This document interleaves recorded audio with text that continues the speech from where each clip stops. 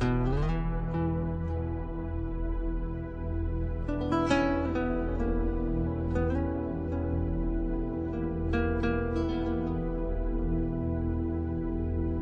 need Barack Obama as the next president of the United States.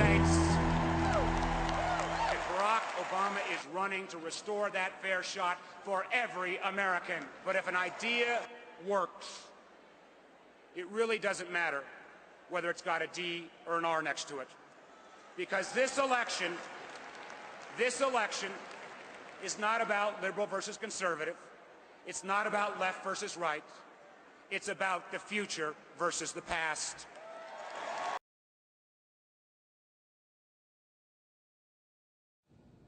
As we mentioned earlier in the broadcast, a growing number of middle-class Americans are falling into poverty.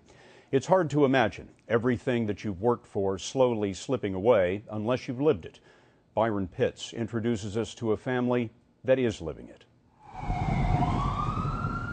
If you hit rock bottom, where would you go? Who would you write? Dear Mr. Robinson. Diane Struble of Greensboro, North Carolina, wrote to her local newspaper. I'm not the homeless man down on the corner begging for change. I'm anybody living anywhere, USA. 2 years ago, Diane and Todd Struble were living the dream. College educated, careers, middle class, a combined annual income of $85,000. A lot of that was donated. But in November 2009, Todd lost his job and hasn't had a steady paycheck since. At this point, have you guys calculated how broke are you?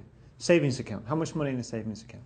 Zero. $25 because that's the minimum to keep the account. Checking account. It's probably about 100 right now. 401k. Oh, wow. Hers is gone, and I had to take out what I could out of my pension.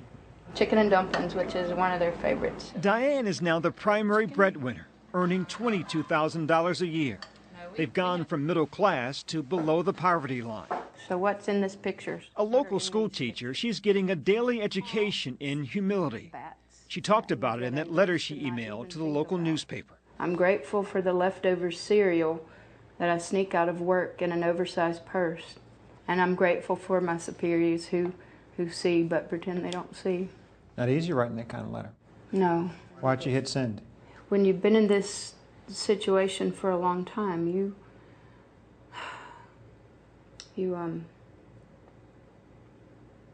you feel beaten down.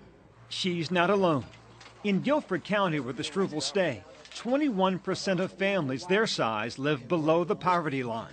If you had to put the money that you have access to on the table right now, how much money would you have? Less than what some people pay for a dinner out. When was the last time you cried? Last night.